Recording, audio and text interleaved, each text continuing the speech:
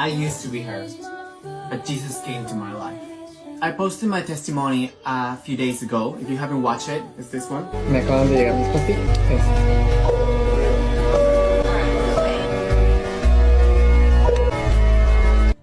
I used to be a trans woman.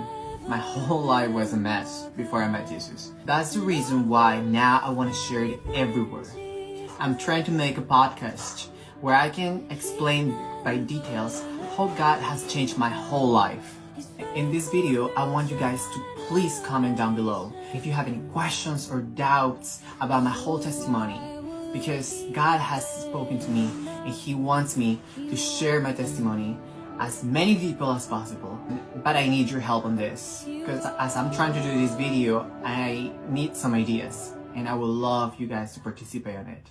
So please comment down below. I love you so much and God bless you all.